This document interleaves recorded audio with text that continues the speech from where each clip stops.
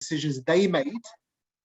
And the recording is in progress. I'm going to start off again. Here we go. So today's session is about autonomy. I'll do better second time. Autonomy is about self-freedom and making one's decisions, one's own decisions. You have that right. And I hope by the end of the session, you will hear from these wonderful leaders of the decisions they made, where it has led them today, the journey they've been on, and what made them make those decisions that have made them to become a success.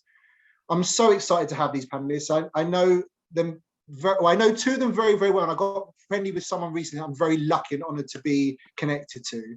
And I'm really excited to introduce them today.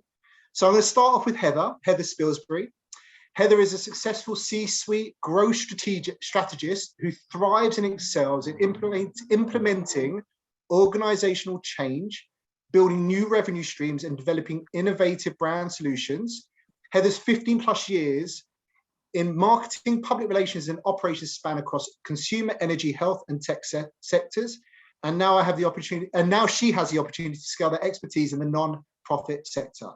2 years ago, Hector was recruited by 50/50 Women on Board, the leading global non-profit organization driving diversity on corporate boards. In her role as Chief Operating Officer and CMO, Heather leads the operational, marketing, and strategic oversight of their program, advocacy, efforts, recruitment, and events, all to ensure a women advance. As a second-generation Latina, Heather also proudly sits on the Hispanic Public Relations Association, LA Board of Directors, to help Hispanic PR students and young professionals succeed. Heather's clients' portfolio include, I'm going to read a few of them: Moe, UGG, Revlon, Almay, Colourpop, Cabby, Starbucks, to name a few. Heather, thank you so much for joining us today. Now moving on to Wendy. Wendy Howe. Wendy is the CEO at Executive Council Network. ECN, which I'm a founding member of, is an invite-only executive council that provides opportunities for connections, community, executive elevation, and venture investments. She works collectively with her members to create a positive business and social impact. Her previous roles include Chief of Staff at Cisco and executive roles in M&A and strategy at Symantec and Veritas. Wendy is a proper connector, community builder for good, and a passionate advocate for giving back. She's deeply involved in nonprofit as the Managing Director for Girls in Tech, Chair of STEM Scouts, Co-Chair 50/50 Women on Boards in Austin Committee, a judge for TIE Young Entrepreneurs, and Founder Circle member at Div Inc. She considers herself a rebel with a cause and is known for her dogged tenacity, and I can be a reference to confirm that, and creativity to support her passions. And nothing really excites her more than creating positive social impact and helping to create the next generation of empowered leaders. Thank you always, Wendy. And obviously for today, this is our second event in 2 weeks, so love you and appreciate you for joining. And finally, last but definitely not least, Claire Marsh. Claire's actually my boss, so I'm very lucky that I got her in today. Claire is the CEO of Lorien, a global specialist technology recruitment solutions staffing provider. She's also the CEO of our North America's organization, which has been going for around 40 years, the organization itself, and is part of Impellium Group, the second largest staffing company in the UK and sixth largest managed services provider worldwide. She advocates and hires DEI leaders impacting culture and change globally. Claire is an advocate for embracing change with technology naturally a big focus for us. For her, she uses her passion and expertise to employ cutting-edge tools that give customers an edge. So, some big introductions, and I'm sure some amazing takeaways. The next 40 to 50 minutes are going to be questions that I'm going to pose to the team. Obviously, please, if I ask a question to one individual, please jump in. And obviously, we're going to try to hope we get some questions at the end. Then we will be breaking off to some small breakout sessions for more intimate time individually with the panelists. So I'm going to kick off and I'm going to ask the panelists, and I'm not going to call upon anyone first. Maybe if someone wants to jump in, if not, I'm going to ask on someone. But what is autonomy to you? So I'd love to hear the definitions from any of you in your views of what you feel autonomy means and stands for. Oh, I'm not shy, so I'll jump in, as you well know, Danny. I think it's really the capacity to manage yourself. It's about self-governing, and you are granted, if you will, the trust by your, I think trust is a huge cornerstone of this, the trust by coworkers and leaders, so that you can manage your daily workflow in support of sort of the overall agreed to business goals, and like freedom to work the way you want to work or the way that suits you. I would agree with that. I think the other thing, and hello everyone, good afternoon, good morning, wherever you are. I would add that I think it's also, it bleeds into what we were talking about earlier, and it's really about finding your voice and making sure that you lead with empathy and compassion, but that you also articulate what you need. And that builds your autonomy. It helps you feel really grounded in what you're doing at work, and how you're either leading your team or leading yourself. And I just think that's so important.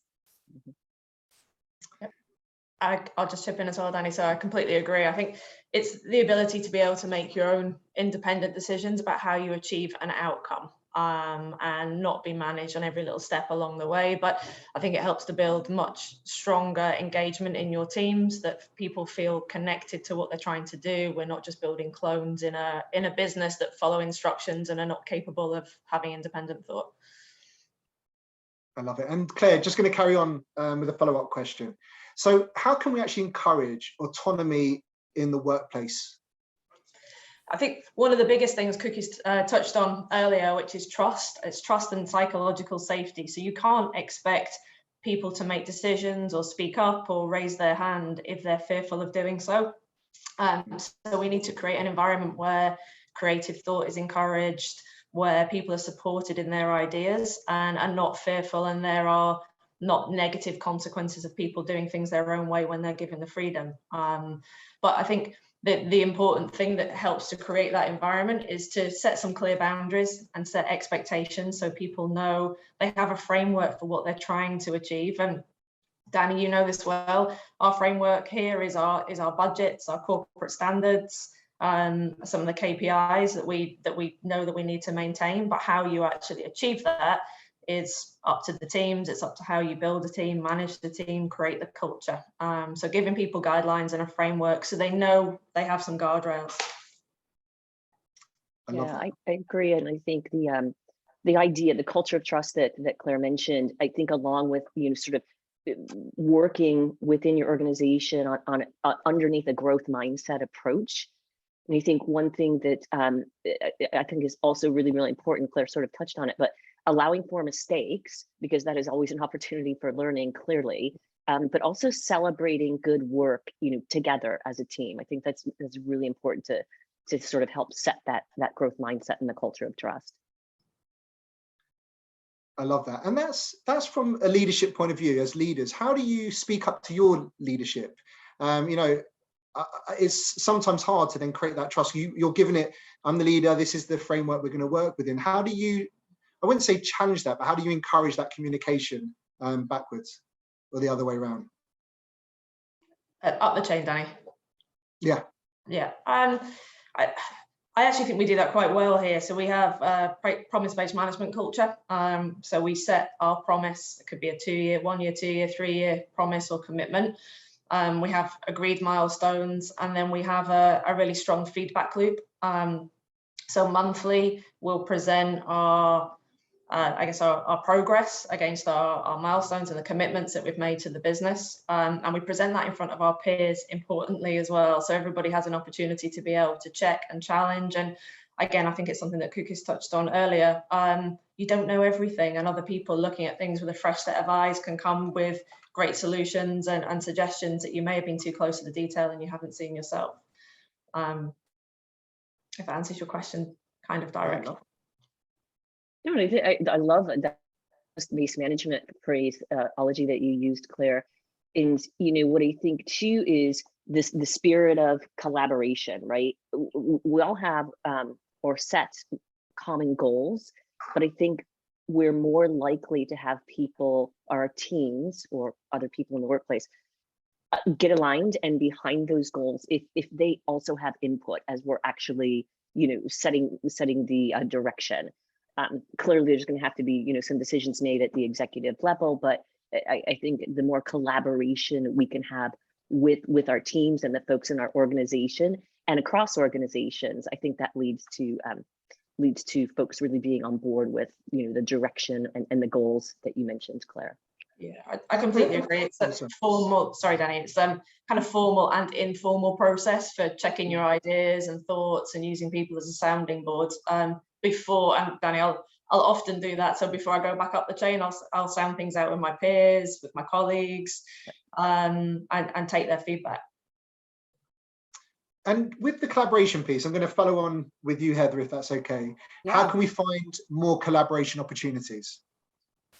That's a really good question. I think in part, if we're talking about like within your organization or at work, collaboration is key to get any project moving forward. You always need a diverse set of opinions and experience to be able to execute something that's going to sit well with multiple audiences. So for 50/50, for example, or for any client that I've ever worked on, you don't only want senior level management opinion. You don't only want junior staff. You really want a blend of people coming together to say, this is how this affects me. This is how this impacts me. We're missing this piece. This could rub somebody the wrong way, or whatever the messaging it is, or whatever you're trying to develop or deliver. I think that's really important. I think, and that comes with building diversity also in your workplace. So that collaboration is really important. Like we talked about before, psychological safety also plays a role too, making sure that people feel like they can speak up and give their opinion and offer something that's valuable to make sure that that project gets moving forward, or that you're working together as a team. And I think that environment, that collaborative environment, helps to then allow people to manage up, like we were talking about before. I can't feel good about going to the CEO if that's not an environment that we've already built. And I think that starts at the top, which is what we talk about at 50/50 Women on Boards. A lot of that starts with the board. If your board's not diverse, your workplace culture isn't diverse. And if you can't start to build in those practices to help build that collaboration, that's a key piece of your business that you really need to look at. So I would say for anybody that's on this panel, whether you're in a leadership role or a management role, or you're working your way up, or wherever you sit, I think it's really important to look around you and say, am I working in an environment that promotes that and offers that? Are the people around me also different than me? And if they're not, and you don't feel comfortable, you have free will to be able to say, I'm going to go look for something else, or I'm going to voice my opinion and say, I think we need to hire more diverse candidates. I think we need to bring in people with this experience so that we can really move the needle forward. And that's something you should be able to voice. Completely, Heather. And I think we shouldn't expect, we give people autonomy, we shouldn't expect them to do things the way that we would do them. That's the point. The point is that they will do them, they will find their own path, they'll come up with new suggestions and new solutions. And as long as we've created those guardrails, so if things do go wrong, sometimes they do, there's enough support around to catch them and guide them and help them to resolve it before it becomes too big of an issue. I totally agree with that. Someone once told me, is it good enough? And I thought, oh gosh, I don't know if I've ever thought about it that way, because I'm a perfectionist, and I try my best to not be, but I am. And so at certain times I have to go, is it good enough? Yes, it is. It is. Go for it. Like, do it, run with it, go out with it. It doesn't have to be exactly as I envisioned it, but it needs to be good enough that it's going to resonate well with audiences or whatever you're working on. Great. And Heather, I have the same malady. Sorry, Danny. I have like the perfectionism malady. So that was really, quite frankly, a difficult thing for me to get past, but this whole idea of the, collaboration and giving people the voice and the space, it leads to so much innovation, and it leads to so many things that maybe you never even thought about it as a process or as a project or something to take on. So it's just all goodness.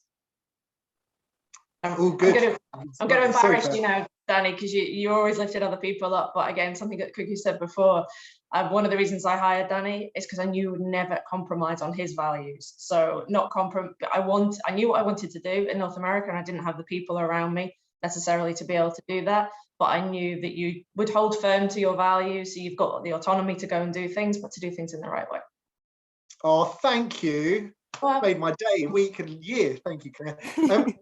Just in terms of that, in terms of finding the right balance, and I know, I just want to, in terms of giving advice to those in the room, how do you find the right balance of giving people a voice, giving people the opportunity, but within that framework? How flexible can you be? Because just in my experience, when I first became a manager, it's probably far too early, and I learned really badly of how to be the worst leader. I came in with 50 important things, and no one knew what they were really doing, neither did I. And you listen to some voices and you go off piece. So how do you find the right balance? How do you find the diversity and inclusion that really makes sense? And I'm asking anyone who would like to answer that. You kind of find that out as you hire. I mean, as you hire and people come into positions, I think you help coach and develop. I think that's also really important. No one's perfect. I think even as leaders, we know we're not perfect, and we have things that we still need to learn and want to learn, and we gain new insight from all employees. I think everybody does. I think that's the beauty of collaboration and about looking at other people and how they do things to be able to also grow yourself. But to answer your question, I think part of that is making sure, yes, people have a voice, but then there's sometimes where people will run with that and it doesn't create a great environment for other people. So you have to, like you're saying, find that right balance. And sometimes that means having a conversation with someone and saying, I love that you shared this, but let's think about maybe sharing it in a different way the next time, or coming up with the right sort of forum to do that, so that it doesn't feel like there's time wasted or a lot of back and forth, because that happens sometimes too, right? Especially if people are communicating over email and we're working from home. It's like you have to find the right place for that communication to happen. And so helping people along their path and coaching them to say, this is a great conversation that you and I can have, but let's pull that aside, and with the team, let's do this, because you have to motivate people. You want people to be really encouraged about what they're doing on a day-to-day basis, whether you're working for a large agency or a nonprofit or a corporation. You want to go to work every day and feel like you're doing something that has value. And so to do that, yes, collaboration is key, but also in the right amount. So I think coaching people to do that. I think you brought up such a good point. That's one of my complete pet peeves. People rely far too much on email and far too much on text. If it is more than 2 emails, that's ridiculous. You need to have a real conversation. And your point, Heather, about it has to be in the right venue, right? Especially if you're doing, coaching where you're getting some significant feedback. But yeah, stop emailing. I'm done. And being mindful, Danny, as well, when we have, I guess technical term is groupthink. It's great when everybody all agrees, but if everyone's agreeing all of the time and you've all got the same opinions, then that's a really dangerous cycle to be stuck in as well. So diversity of thought and opinion is important. Yeah, sorry for cutting you off. Sorry. I love that. And if you were to, because I usually classify, which is terrible for stereotyping people, but I classify people in art or science. Either they have a very processed mind, or they're a bit like me when I first started in recruitment. I'll figure it out and I'll just do it my way, which was probably the worst thing I could have done. So in terms of trying to create metrics or measurables, what sort of advice, or is there a way to do this? And how could we manage or measure collaboration or autonomy? I mean, I think there's some very, very specific ones where your employee engagement, your retention, your like your level of promotions. I mean, all those I think are good measures. But I was thinking about this, before the panel, and I felt like I couldn't come up with enough. So I'm actually really interested to see what the other panelists have to say about this as well. Mine are like quite, I would say, almost HR driven, but there's certainly, if your employees are happy, they're going to be engaged, etc. So I don't know, what else is everyone using as their measures? I think kind of loosely connected. when we're setting goals, we should be top down and bottom up. So we talk about being constrained and restricted here. So if I ask one of the directors, hey, what do you think you can do next year on your budget? They'd say, well, 5% growth. If I ask everybody individually, they'll say, oh, I could do X, Y, and Z. And when you add them all up, then the target's probably too big because they're being super ambitious. So there's a real balance between not, if you're going to ask people to be autonomous and give them the framework to be autonomous, is not then giving them the end goal before they've even started. Is working with them to understand what's possible, what is the art of the possible, what do they believe that they can achieve, and then applying what you know are your common sense business metrics around it. So, okay, how are you going to do that? What are the stages along the way? Where's the element of realism and reality and what they can actually achieve? But somebody said to me last week in the team, I must be really good at budgeting because every year I set the budget and every year they just achieve it by a couple of dollars. So is that because we've set the target and people have worked to achieve that specific target? Maybe more was possible. I love that. And, you know, how does autonomy actually affect performance? Oh my gosh. I mean, from my perspective, you know, increased job satisfaction. We talked about it time and time again. It creates engagement and motivation, probably greater retention. As I mentioned earlier, I think it spurs a lot of creativity and hopefully innovation, productivity. I mean, employees feel good. You know, there's nothing bad that comes out of autonomy, in my view. Yeah, I mean, I would second that. I think, luckily for me, most places that I've worked, I feel like that's been the environment that they've provided, where they expect you to do a job and they want you to do it well. And yes, ask for support if you need it, but, you know, figure it out. And I always tell people this too, you can make a job anything you want it to be. It's up to you. You can make it as big or as small as you want it to be. And that depends on where you want to go, right? So I always say, make it whatever you need it to be, whether you're an executive assistant or a manager, or you're in a C-suite position, you can make that role whatever you envision it, if you want to put the work into it. And obviously there's, you know, to Claire's point, there's always guardrails and things there to help support you. But I think it's also important for you to envision what it is that you want the work to be, and then, you know, go for it, because your job is, yes, you have a responsibility and you have duties and you have things that you need to meet and metrics, but there are things outside of that that you can also get involved in. And even if it's, you know, groups within your organization, or if it's working on other teams. When I was in PR and marketing at Edelman and at other agencies, I always asked for other jobs. You know, I'm Hispanic, so I wanted to work on the multicultural team. And I said, can I go work with them on the American Heart Association project? And they said, sure, go ahead and do it, as long as you get your work done with the corporate team. I was like, great. So, you know, you have to want to work outside of your comfort zone a little bit too, but you have to ask for it, and you have to say, what do I really want my job to be here? What do I want my legacy to be when I leave this company, or if I stay here? How do I want that to play out? And that's important to set those goals and to have those aspirations, so that you yourself are motivated to go to work.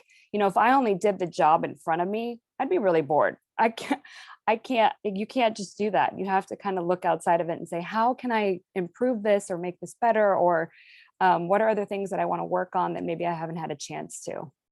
Yeah, and it's just really expanding and stretching yourself, you know, the whole adage of, you know, stretch assignments, but you know, that is, it might make you all that much more of a wonderful employee for whatever organization that you're working for. The more broad I think your footprint is, I think it's really good for you and the organization as well. Thank you for that. Claire, I'm going to ask you examples of autonomy in the workplace. Okay. I was thinking of two, and one as a follow-up from what we were just talking about. Sometimes with junior people, I think we need to be mindful of too much autonomy. We have a responsibility to be able to teach those people and educate them and train them, and know when too much autonomy or is enough or is too much. Sometimes it's difficult, I think, for people to have full autonomy when they haven't actually learned how to do the basics of their role. So Danny, we have a lot of new people that join us with limited experience, and we take them on that pathway through our organization. And at the beginning, they have less autonomy. And there is also an element that they need to prove their capability and prove their expertise before we start giving them a little bit more free rein. So we have to provide that level of guidance too. From example of autonomy for me is probably the biggest one is when I moved over here from the UK. So I've been with Impellim via acquisition for over 20 years, and I moved over here 3 years ago, just 2 months before COVID. Great time to move to a new country. It actually did work out really well because I feel like it leveled the playing field. Everybody was in the same boat. Nobody had managed global pandemic on their resume. So if anything, it really helped me to learn the business at the same time as everybody else. But I took a few big lessons from that in terms of autonomy. The first was I was super excited. I had loads of enthusiasm and lots of luggage, but there were no notes on my desk saying, okay, this is how you're going to do your new job in North America in a new country. And we had some fairly lofty goals, which is to double the size of our business here in 3 years. And I had to pull back to think about the framework and the guardrails, which is why I've talked about them a lot today, that we actually had in place already. So what was my promise going to be? What were my feedback loops? How did the senior team on the board expect me to be able to present my ideas and my strategy? And then more importantly, how I was going to take everybody else on that journey, how we were going to enroll people in the goal. The biggest mistake I made, I think, at the beginning was thinking that autonomy meant individualism, that I had to do it by myself, and it was all, I had to come up with my plan and it was all going to be on me. And that's not true at all. Autonomy doesn't mean that you work in isolation and you work by yourself. And I think you guys, Heather and Wendy, have already touched on this. The ideas and the knowledge I needed was already in this business. I just needed to go and find it and figure out the people who knew the answers and help me to build the plan. So, and again, coming back to Danny here, from an autonomy perspective, we had tons of great people, but we also needed to change the culture. So we had lots of great technical experts, but changing the culture and the organization and the journey that we're on was really important. And Danny, I would hope you would say, I'm not leading you into this, but you have the autonomy to be able to do that. How you build your business here and the people that you hire and the framework and the standards that you set for those people, that's on Danny. But you also know that we have a series of guidelines and corporate guidelines that we have to adhere to. So, and then I think things happen that are really special. There are ideas I've had I just didn't know how to get to. I just didn't have the time to get to them, and other people come in and take them and run with them, and all of a sudden you've got lots of great things happening that maybe were number 10 on my list and I was only at number 2. It was going to take me another 3 years to get to, and now I feel like everybody's running at the same time with coming up with really great ideas. I can attest that Danny, Danny definitely talks about the level of autonomy. He's mentioned that time and time again. So I think you guys are running a really fantastic example organization of this concept that we're talking about. So go Danny and go Claire. and you have to learn, Wendy. I have to learn not to interfere. You give people autonomy and know when to ask questions and know when to say, okay, that looks like it's in hand. And I trust people. You have to have that level of trust. And again, the check-in points, just to add some formality to a structure. But the more people we have who are autonomous and able to create their own teams and divisions and ideas, the faster this business is going. Exactly. I love that. And just, oh, sorry. No, I was just saying I love that. It's a great example and response, because I think that's so true. Because you can't do it on your own. And so finding people who can hold their own is really important. Yeah, and drive these new cool ideas that people are coming up with as well. So better together, right? Yeah. True.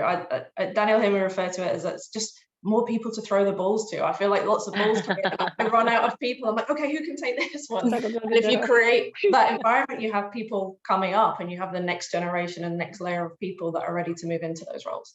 Yeah.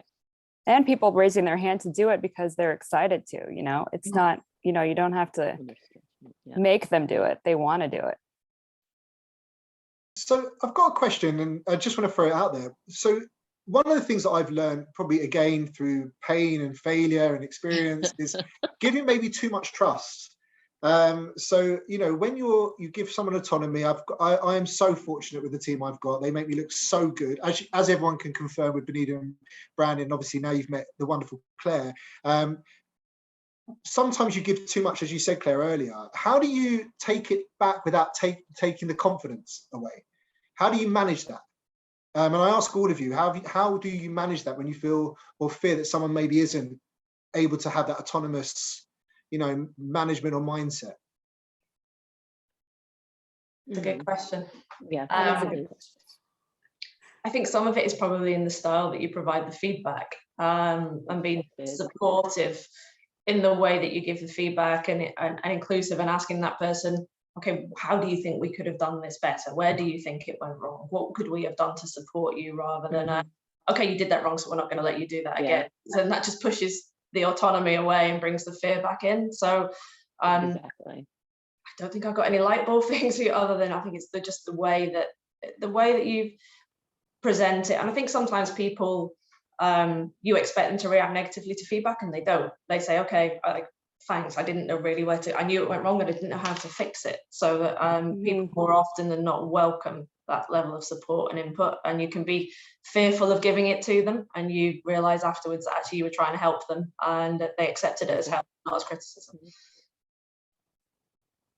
Yeah, I would agree. I mean, I think, oftentimes we think that people are self-aware and that everybody knows exactly how they're being perceived, or whether a project has failed or not, or how they handled it was the right way or not. Even if it worked, did the rest of the team feel motivated? Were they happy with how the process was? Or those are examples of, sometimes there's people who, yes, they're succeeding, but the way that they're managing the project is detrimental to everybody else's happiness. So you do have to give that feedback, and sometimes they're not even aware that they're doing it, and it stems from something else, right? That's what we talk about in personal branding in one of our workshops, really, that is something that's rooted in another way that maybe you were managed, or a fear that you've had before about the way that you're perceived, or that you're trying to, I'll use this as an example, but I worked with a woman who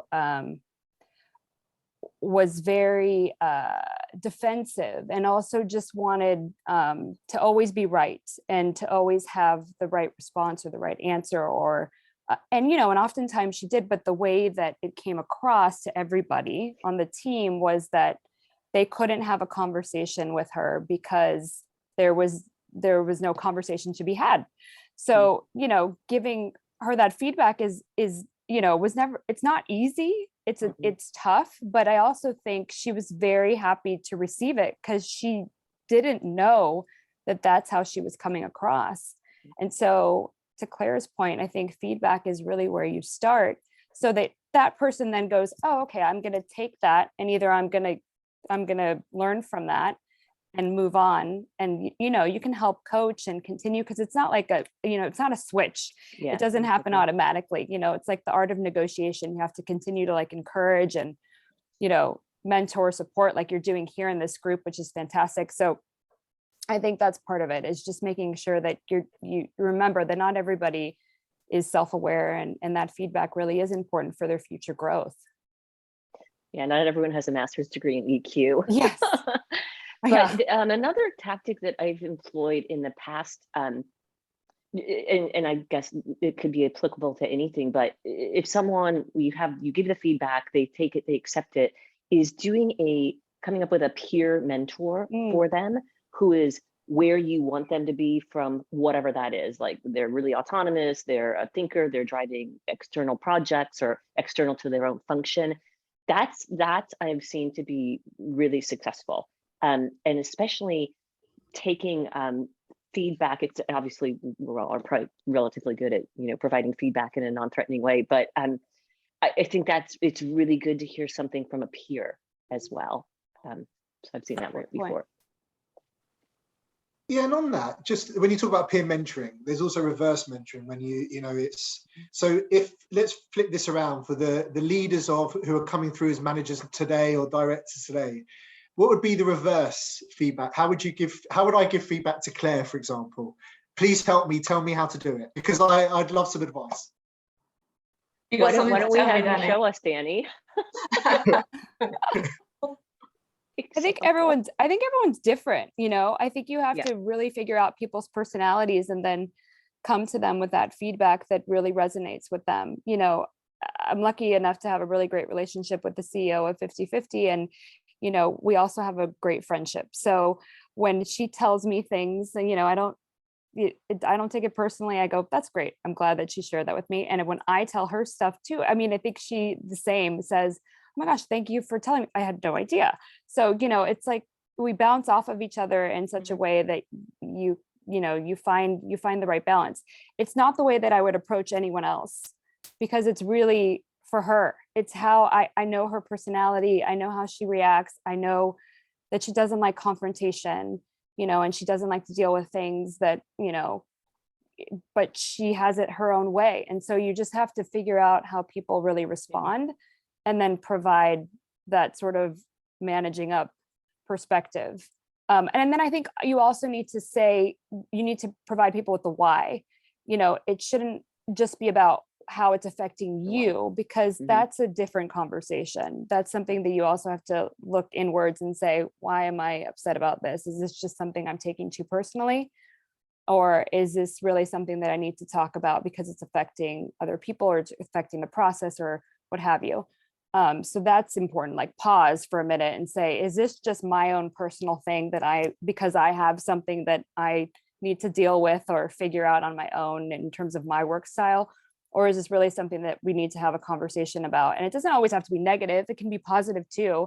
But I think it's important to understand that first. And then when you're going to the person, understand their personality and how they react. Yeah, very personality driven, because what you might say to Betsy might be completely different than you would say to Wendy or Danny or whatever. So, correct. And it goes back to that EQ thing. And I think Benita in the chat put in radical candor, and I think everyone's probably familiar with that concept as well. And just on that, Heather, because the one thing I've noticed in my experience is some people really struggle with, you made a comment, is figure people's personalities out and then maybe tailor your approach. Some people really struggle with that. They maybe don't have that EQ, and we know it's a soft skill, but actually it's one of the hardest skills and one of the most important ones that's being driven and spoken about all the time today. So to you, like, what do you do to those who maybe struggle on that side? It's not, maybe they're more on the technical IQ side versus EQ. Just up front, just straightforward. I think that's okay too. I don't think you necessarily need to change who you are to approach somebody, because I think people on the other end of the spectrum also should understand your personality. So it goes hand in hand. But I think there's also ways to soften it, right? There's a great podcast by Kwame Christensen, I believe is his last name. It's called Negotiate Anything. He is fantastic about bringing in guests from all backgrounds to talk about the art of negotiation and things of that nature. But the way he spins it is so smart and educational that you find yourself going, oh, that's how I could approach a problem like that. Or I often say, lead with like a, how do I put this? Like I was watching the Lakers series last night for the first time, and I realized that Jerry Buss did this every time. He complimented someone with his ask, which is such a skill. Like, it is incredible. And obviously it's scripted and maybe it's not all true, but the way that they actually phrase how he approached people in hard situations is really, really smart. Like, if you get a chance to watch the series and you want to just focus on one thing, focus on that, because he really does compliment people as he's giving them feedback or working a way to get something in his favor, which is really interesting, because if you want to make change, you have to make people feel important and make them feel like they're a part of something. Danny, you're good at this. This is really where you shine. You know, this is something that is just part of your personality, and it's not part of everyone. So it takes some time, you know, to learn how to do it. Because I'm very black and white. I'm very upfront. Like I tell you something in an email. It's like, you know, I don't always sandwich it with a, you know, compliment and then compliment. yeah, I don't, because I don't have time sometimes. But I also tell my team that I'm like, look, if I send you an email and it seems like it's like just harsh, it's not. It's because I'm doing 20 things and I'm like sending something. So if it doesn't make sense, just email me back or call me. But I just, you know, and I make sure they know that in advance. So they're not like, why is she sending me this note with like no hello, no nothing? It's just like, I just need to send, yes, just one liner. But that's just my way. And so sometimes I have to remind people that like, oh no, I just am sending you a note. So just remember to put this on your list and we'll talk about it later kind of situation. So I think you just have to, you know, it's a fine balance. I think you have to find a way to, hopefully I'm answering the question because now I can't remember what you asked, Danny, but hopefully it's a fine line between understanding your personality, their personality, making sure that you have that open dialogue, also letting them know where you come from, because I think that's really important. You can't state what someone else is doing. That is the easiest way to put someone off. If I come to you and say, you're doing XYZ, that's not gonna get anywhere. That conversation won't go anywhere. But if I say, this is how this is affecting the team and the morale or this and that or what have you, whatever, even if it's a minor thing, you know, then that becomes like, oh, this is an open dialogue. Let's talk about how we can change this or improve this, which I think Claire mentioned before. Yeah, and I think the timeliness is really key as well. So giving people examples and addressing things as soon as they happen. Danny, you are really good at this. Hey Claire, this is really good, but here are 10 things in the middle that oh, great. But so, and we'll have a conversation. If something happens, the quicker we jump on it, the quicker we can address things. We can stop people in the team kind of just overthinking, and I think some people just need really specific examples as well, both up and down. Okay, this happened. This is a specific thing that happened. This is how I think maybe you could handle it differently, or how do you think you can handle it differently? And the longer time goes on, the harder it is to have those conversations. Otherwise it feels like you're saying, and on the 10th of June you did this, and on the 15th of May something else happened, and nobody can even remember the circumstances or the situation then. So dealing with things quickly. Well, I also think, Heather, what the point you brought up about being, again, back to the open, honest, transparent, and showing up as who you are, you know, you're letting your team know, hey, look, this is my communication style. And I think, you know, for our teams, it's important to understand each other's communication styles, because I'm like a big mouth and I can speak for hours on anything, and not everyone is like a devout extrovert like I am. So I have to really work to, but I'm married to an introvert and my daughter's an introvert, so go figure. Just one thing that I do is I always ask, and it's funny because when I do ask this, I usually get the same response. I ask, how do you want me to communicate feedback? How do you want me to manage you?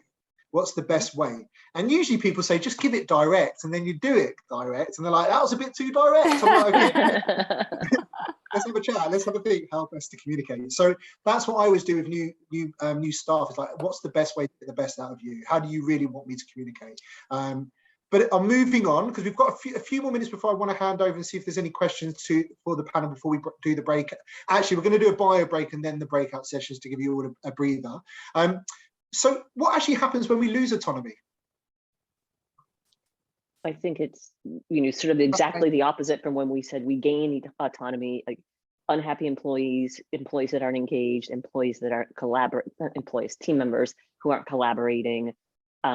It's just bad all the way around, I say. Yeah.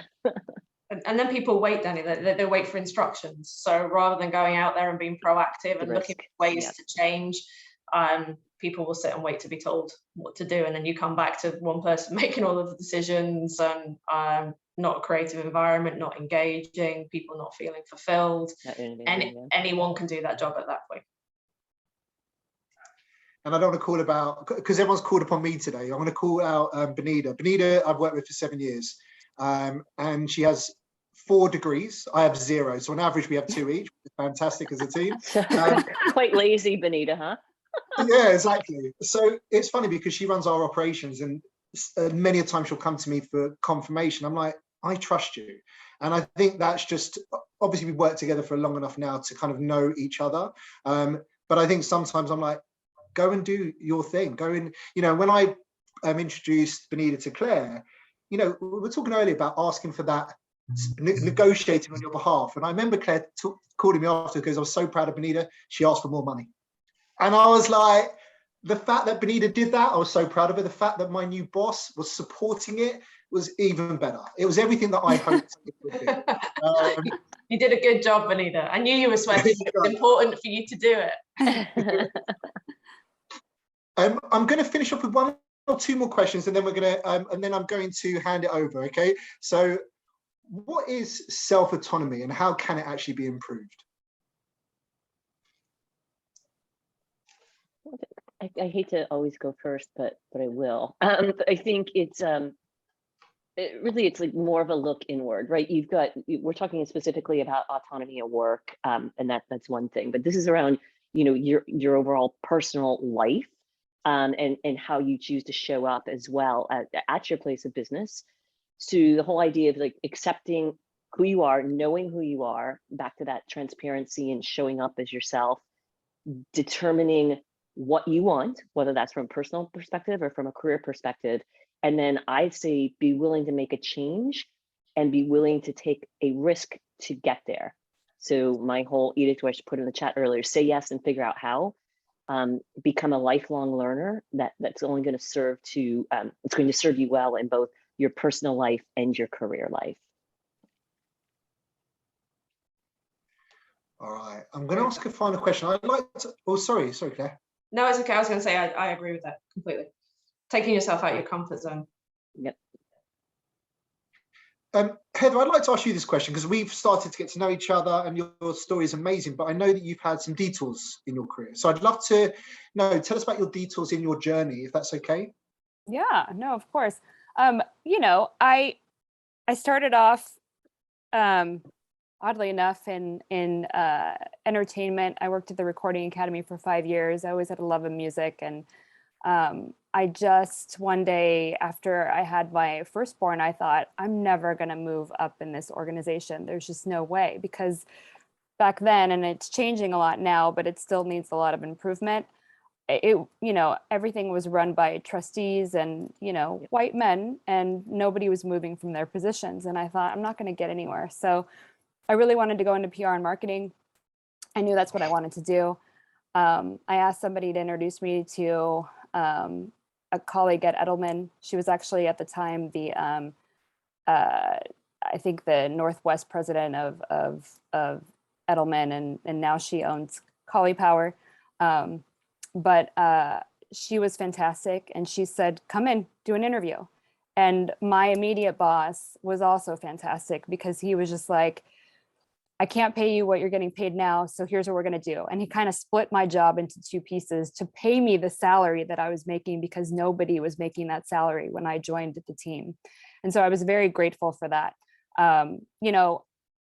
I did that job for 3 years and then moved on to other agencies, and really enjoyed sort of my time in agency life. And then I went to a creative agency for about 6 years and ran that with the partners here in Los Angeles, and really learned a lot about myself and about new business development and how to grow a company and how to change the way that people think, and how I would think too about projects, and what it meant to really be in PR and marketing, and what it meant to actually build a voice for a client and a brand.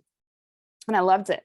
And then the pandemic hit, and obviously our business was hurting and other things of that nature. And it also became a very toxic place to work. So in my mind, I thought, I've got to find something that really helps give back, because I've been in a position now where I've just been on this run.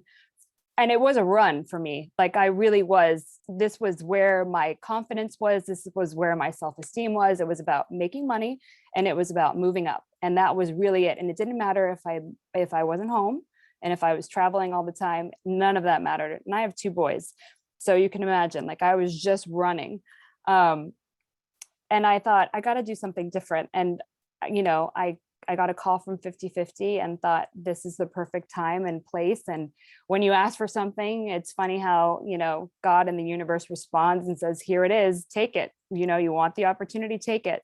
And so it's been an interesting route. So I would say that from a detour standpoint, I would say keep your options open. And if there's something that you really want to do, you know, again, advocate for yourself, look at your network, figure out who you can have a conversation with, or if you have even a safe place within your work environment, say, look, these are the things that I really want to work towards. Is there an opportunity for me to do that here? Because I'd love to.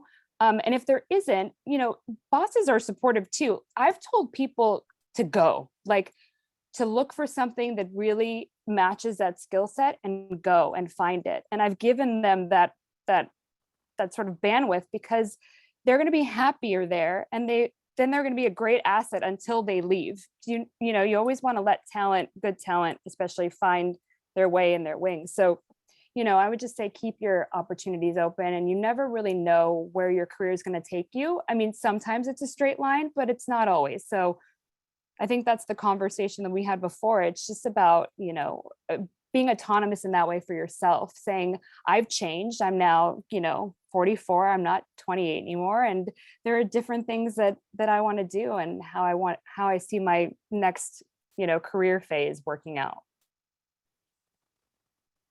Thank you. Thank you so Sure. much. And when you're, oh, sorry. I heard someone say something. What did I hear? No.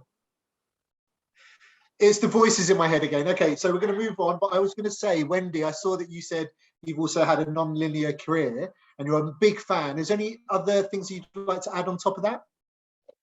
I just agree with everything that Heather said. You have to, one should always be open to opportunity. Never, ever, ever pass up an opportunity. I mean, I started my career in retail as a store director and store opener at Toys R Us, like riding tricycles around at midnight, you know, Christmas Eve. And I went into technology with absolutely zero technological background, and ended up as a chief of staff at Cisco, Veritas Semantics. So that's how I ended up in M&A. My VP came to me and said, hey, we acquired a company and we don't know what we're doing. Do you want to do it? Sure. I don't know how, but say yes and figure out how. Again, I say that all the time, but it really is just really being open to opportunities the same way you were, Heather, and Claire as well, for God's sakes, and the big move. Yeah, and that was hard. I felt like I was leaving my family behind. Yes. They were a great team of people, and we built something really special. But we're building it again, Danny, right? Yes, we are. That was fantastic. So can I know that some of you will keep on mute and you can put your hands clapping, but thank you, all three of you so far. I really appreciate everything that you've done, your advice, your experiences, your stories, incredible. So thank you. I'm going to be the loud one. My family are probably wondering why I'm clapping to myself. Did a great job, guys. I did a great job. Anyway, so I'd like to see if there are questions from our wonderful community. And you can put your hand up, or you can put it in the chat, or you can just ask it. Such a shy bunch. We're going to get you in the interaction room, so it's fine. It's all good. So what we're going to do, because I don't see any questions come. Oh, here we go. Josephine, I saw your hand up. No, I was good. looking through the faces. Josephine, please. I also have had a pretty non-linear career. I feel like, did you have any moments where you felt like you had to prove yourself more because your background was different than some of your peers? Who is that to, Josephine? Either of you or Oh, for me, oh, hell yes. I mean, I walked into my first technology company answering phones at the help desk, and I didn't even have a computer at that point. I didn't even know what a mouse was. I mean, yes. So you can't, in my view, though, you just have to, as I said, say yes and figure out how, and don't be afraid to, you know, not know everything. I mean, go in like a sponge, and like I learned a lot from osmosis. So that's my advice, is stay open and you know, be humble and walk in like, no, I don't know anything, but I'm here to learn. So, you know, let's get on this thing. I think you'd be surprised how many of your skills are transferable too. I think that's one Exactly. of the things that you need to remember. Like as women, I think we're not as good at doing this, but take a look at your skill set and make sure that you can transfer those skills in a different way, whether that's communicating them on paper in your resume or whether that's communicating them to whoever you're interviewing with. If you're taking a different career path, or if you're in a new position, because there are things that are very similar. I can work on any client. I've always said that at every agency I've ever worked. It doesn't matter if it's tech, energy, health, I can work on any client because I know exactly how to market, but I also know how to like put myself in the position of the consumer and say, this is how I would want this information sent to me. And then obviously you have to get other people involved because I'm one audience, one demographic. But I think for us as women, it's important to understand how to communicate your transferable skills, because you'd be surprised how much you already know. So to Wendy's point, it is a little bit of, learn as you go, but you probably already know more than you think you know. And also, Thank you. Oh, go ahead. No, go ahead. I was just going to say about being just exactly that point, but stay curious. Don't just assume that you don't know, that the people that you've in the team that you join know everything and you don't know anything, because you probably know lots of things that are transferable, as you say, and you ask questions. And I get coming back to the whole group think piece. That's maybe why you were hired in the first place, to bring a different perspective and bring a different skill set and not just keep doing things in the same way. So hopefully it's an environment that you're in where there is that no fear environment, and you're able to ask questions and challenge. And living in the digital age that we do, there's nothing on the face of the planet that you can't go learn and take a course on LinkedIn or just like one of 1,000 other platforms. So we have more knowledge available to us now than ever in human history. So take advantage of that, right? I love that. Really? And it's funny, my brother has been at a company for 20 years and he's in IT support. He's like, Danny, give me some advice. How do I find a better job? And I'm like, well, there's options. You can either stay there, learn, develop, etc., or you can look at, but you've been quite happy. But he didn't even know about Salesforce, and Salesforce has a free training. So I'm like, go and start there. And this morning he texted me, already started. I'm very proud of you, brother. So I agree, it is transferable. It's feeling, with all the things that I've learned in my experience, I've stuck to one thing. So I probably had that fear, that concern, that worry of moving or changing, but it's funny when you realize that there are strengths that are transferable, and it's sometimes the softer skills, it's the ability to be curious and want to learn. And I think the other thing as well, and it's probably back to one of our sessions, is have people around you who can give you that advice, that you feel you can trust, coaches, mentors, etc. Because you're sometimes you're only as good as the people around you, but you need the feeling or confidence that you can have someone tell you what they really think. That's always helped me, Sometimes it's a bit too harsh, the feedback I get, but hey, it's better off knowing than not knowing. Brandy, I see your hands up, and then I see Benita's got a question in there. Thank you so much. And thank you all so much. What a wonderful panel this has been in Learning Lesson. And I'm going to change my words because I love the positive words that you all are using, but I still have to speak from the heart because I love nonlinear careers, detour, just hearing all of the positive words. But self-reflection still reminds me of failure. And of course, we all feel like there are moments where we have had painful lessons. Let's go with that. So what I really want to hear is from any one panelist, I know it'll be hard for all, any one panelist, when you've had a painful lesson in your career and how you've turned that into a success story, or how you've had that reflective moment, if you will, because I think that's important for everyone to hear how you translate that to the detour or the nonlinear career, because to hear how you overcome the hurdle. And sometimes we don't reflect on that's a lesson and not truly, it's a moment, right? And so I feel like we may want to hear that. Absolutely. It's every single solitary, I don't even like to use the word mistake. Anytime something doesn't go as you planned it to, it's absolutely an opportunity for learning and for self-growth. So if you try and, just reframe like, oh, I really effed that one up. Well, I did, but what am I taking out of that? And what's the lesson? What am I not going to do again? How am I going to do this differently, et cetera? I think that's really important. And also telling yourself, again, no one's perfect.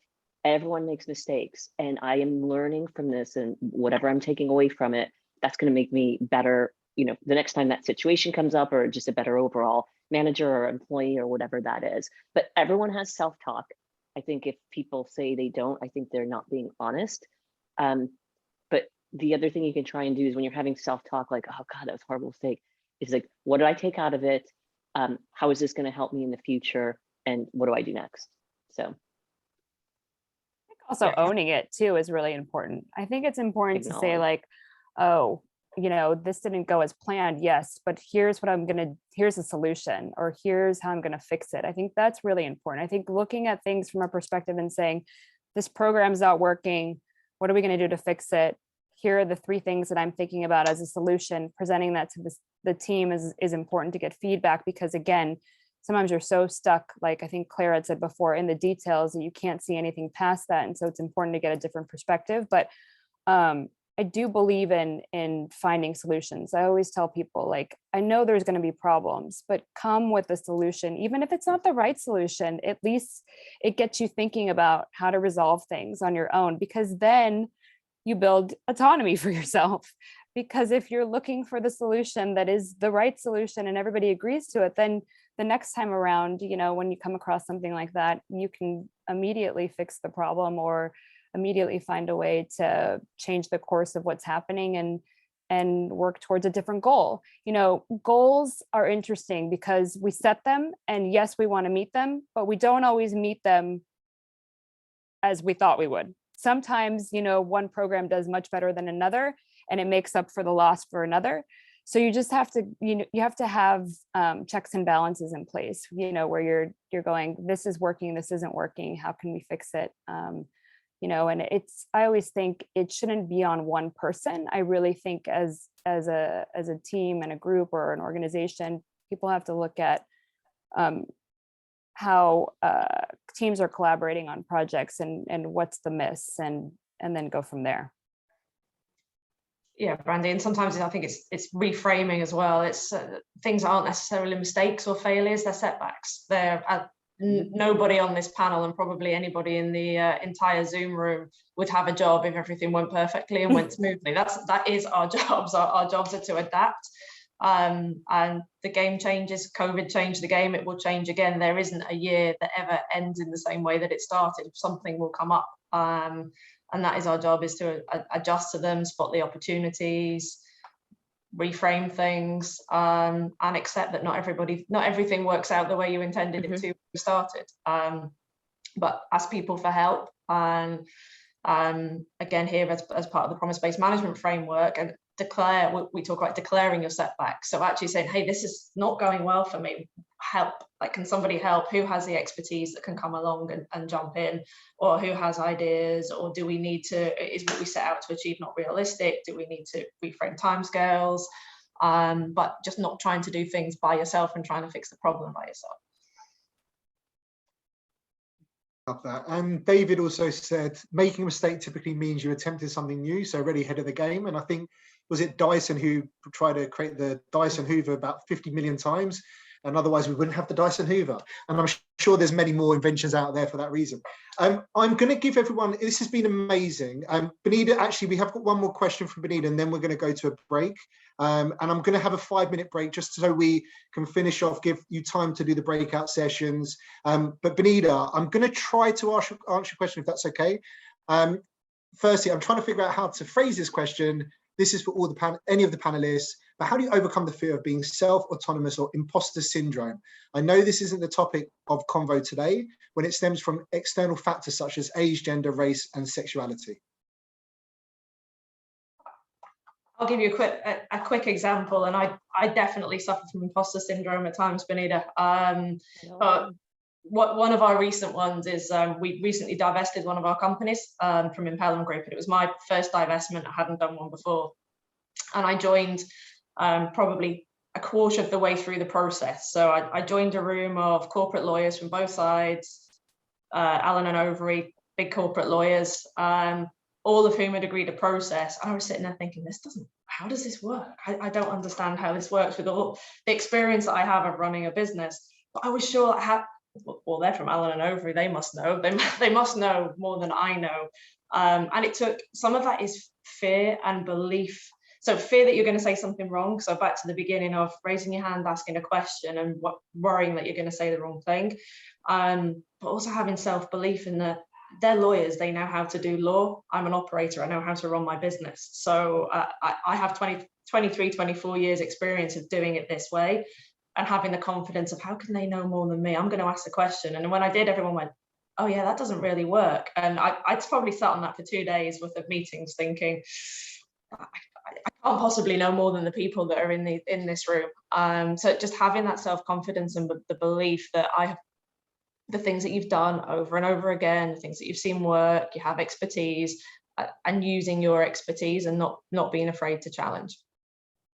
And also, just so everyone's aware, when I asked Claire to be on the panel, she said, what am I going to say? You know, people are going to want to hear from me. I hate talking about myself, Danny knows. Amazing. All right, so with that, I'm gonna close this part off and allow everyone to get 5 minutes, because that was incredible, but a little bit run over time. So we might shorten the breakout sessions as well, because they are quite intimate sessions where you can really have a little chat about a couple of questions that we've given to the panelists to ask you in those rooms. So if everyone's okay to come back at 6 past, or let's do 7 past, because I saw that 1 minute go quite a long time ago. So 7 past, and I'll see you all very, very, very soon. Thanks, everyone. Awesome.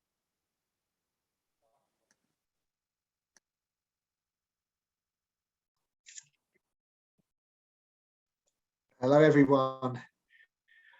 It's lovely to see everyone's faces. So that's great. That's a good start. So thank you, everyone. I'm going to ask, because of time, we've run a little bit more than I expected, but I'd love to hear if anyone would like to share or debrief, because I know that we had so many alternate rooms, but would anyone like to share some of their answers or experiences from those sessions? Are you asking the audience, Danny? I'm asking everybody. Well, Wendy, I love you, Wendy. Why don't you kick off for us? No, I just what was really nice for me to hear was most everyone that was in the 3 rooms that I was involved with really basically felt like they had a great deal of autonomy. I mean, obviously we have people from all different roles and company sizes, etc.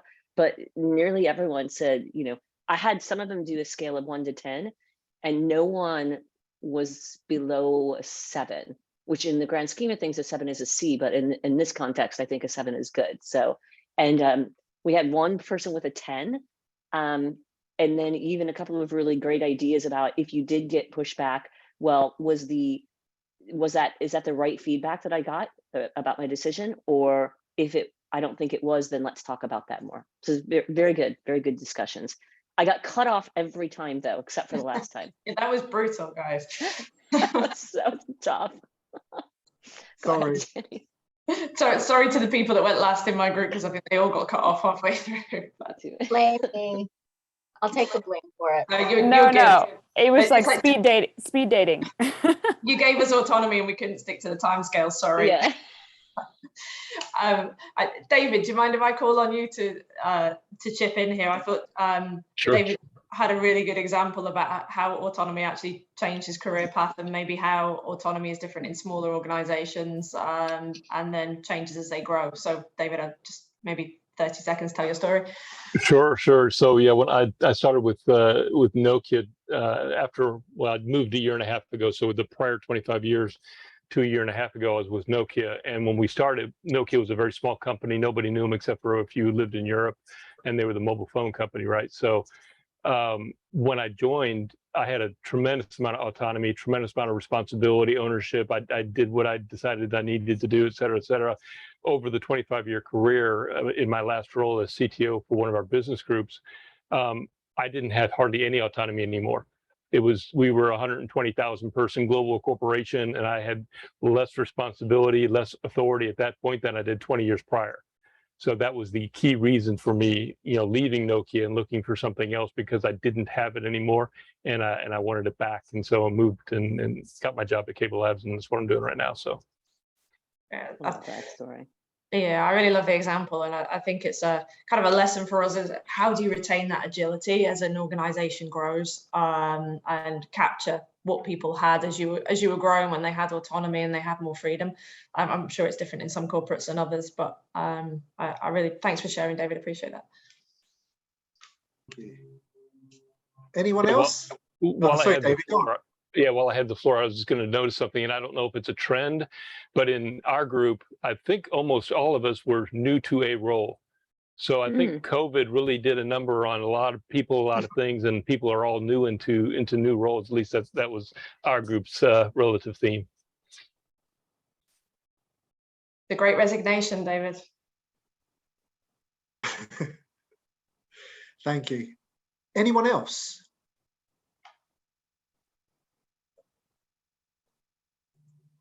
Well, I appreciate you getting involved and having the breakout sessions. I'm not going to call upon anybody. So we're going to move along. We've only got a couple more things to go through, but I'd like to introduce Carolyn. Carolyn's not going to speak for long. She's just going to give you her experience after. So as I mentioned, last year I was a mentor, and then I got the honor to lead the mentoring program. I got called upon by Barbara and Becky, and they asked me to lead it.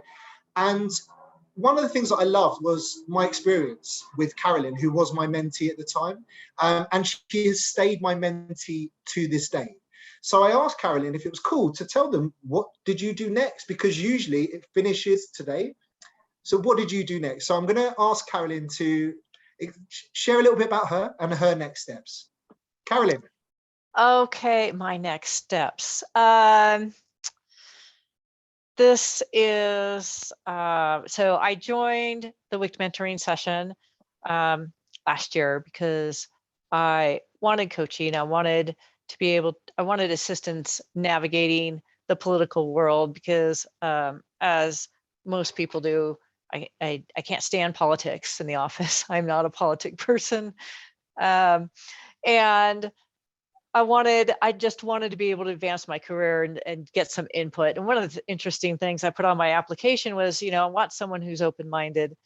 And that to me personally speaks to someone who's had a lot of experience and is very intelligent, because I think you have to be very intelligent to be open-minded and to consider multiple perspectives at the same time, and to understand these perspectives. And that was really important to me, first and foremost. And I feel like I won the lottery with Danny, just going to say, because that's exactly who he is. And he's very open, honest.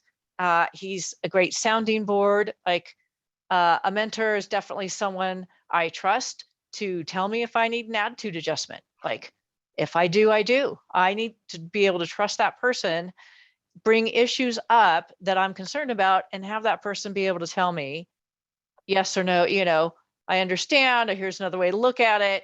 No, you kind of need an attitude adjustment, which he hasn't done yet, but I trust him to do that.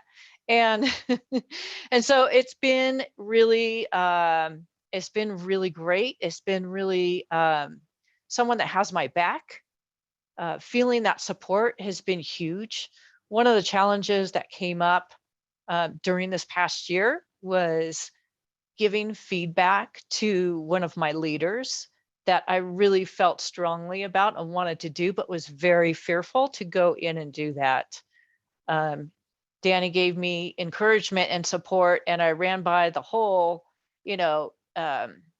picture with what I saw going on, and it was great. So I actually had time, happened just, I had time with that leader, and I opened, knowing in my direct style is because I do tend to tell it like it is and not rose color anything. So I decided to open with a question and see where it went from there. And anyhow, it was a great discussion. And it wouldn't have happened without the encouragement of Danny, for sure. And it's really helped me to find my voice and to speak up more since then. So it's been really great. And I'm looking forward to, having more touch bases, discussions with Danny. So yeah, did I cover everything? You did, and you did, but I love you for giving me. So I appreciate you so much, Carolyn, and it's been for me an experience, and I've loved it because you also give me a lot of feedback. And I think the one thing I know, you're so analytical, you're so smart, and it's sometimes that kind of like what's really important to me and what's important to my ethics and my values and so on. But I also think it's the importance that you approached me to carry on the mentorship. When we finished, I had another mentee who was like, no, I've done my job by my company who asked me to be part of this program. I don't need this anymore. And you're like, no, I want to develop. I want to do more. And I think that's what I kind of hope people take away from today is like, we asked you a question. We said, what's the one thing you can give back to the community or do for yourself? Really have that thought in mind. I think it was spoken about several times today about, autonomy comes from being passionate and having a purpose and leading with that kind of courage. And I think sometimes it's just reaching out and asking people, hey, would you be my mentor? Would you help me? And for me, Carolyn is brilliant and needs to, I think, believe how amazing she is because I've asked her to be a mentor. And I think she has a world of advice and wisdom to give to others, and she kindly accepted. So I'm very excited about her being in our full sessions. But thank you, Carolyn, for doing this today. I really, really appreciate you. So finally, I think we're moving on to the final slides. So this is just a little bit, just so you're aware of our full sessions. Obviously, we would love for more mentors to be there. And, we have got 4 people lined up. So just so you're aware, we've got Claude Jones, who's the head of engineering at Strava and the CEO of the San Diego Tech Hub, which is the largest tech community in San Diego, who will be speaking. We have the COO of Takeda, who will be, this will be from August, and then September, we have Monique Kelly, who, as I said, is the COO at Takeda. And then we have Jeanette Harvey, who's the founder and CEO and SIA Top 100 Staffing Leader at Harper & Gray. And then finally, we have Stephanie Herrera, who's the Salesforce Saturday founder, PepUp Tech co-founder, Merivis Board of Directors, and the Salesforce MVP. And they will be in our full sessions. And just finally, just to move into the final slides, as I said, I asked Carolyn to be a mentor, and I would love to encourage all mentees to think about being a mentor in the full session, as well as the mentors who have done a great job to carry on giving back and supporting the WIPT community. For mentors who are interested in continued support, we're well excited, obviously, to welcome you out. Please recommend this to your colleagues, your peers, your friends. But before we finish, I want to go back to my coach's advice and a book I actually read. I've read about 5 in my lifetime, and this is one of those. I have a lot in my mind all the time, and I'm constantly thinking about how to do more and how to do better. And I sometimes don't help myself, but share that with people. And it means that they've got 100 of things in their mind, plus my 100 things. And the one thing I would say to all of you is have a think about what's really important, maybe not urgent, and the one thing that can make a difference to your life. Now, I know that I wanted to hear from all of you today about the one thing maybe you take away, but I'm going to ask Brandy to get that from you so we can store that, share that. But we also have a surprise for all of you. A gift to say thank you for your commitment and support. And if you didn't get anything from the 4 sessions, at least you get one thing, which is the book, The One Thing. So Brandy will be sending it to you. She's going to email you with all the details. Please reply with your preference of audio or paper. And we will, and if it's paper, we'll please provide us your address. So with that, I'd like to thank you all for your time today. A special thank you to our panelists, Heather, Wendy, and Claire. A thank you to Becky Woods, who was very helpful at the beginning to set this up, to Barbara Nelms, the president, who actually gave me the chance to be here and help, at least hopefully help. Prior speakers, Ryan, Anne, and Venus, and obviously our panelists again today, and Benita and Brandy, who did everything, and I just turned up with a script. And obviously to all of you, the mentors and mentees who made this possible by your engagement, participation, and dedication. It was an honor, and I hope you enjoyed the sessions. And please reach out if you ever need anything from myself. But have a lovely rest of your week, and thank you all again. Thank you, everyone. Thanks, everyone. Thank you, everyone. Thanks, everyone. Thank you. Thank Thank you, you. everyone. See you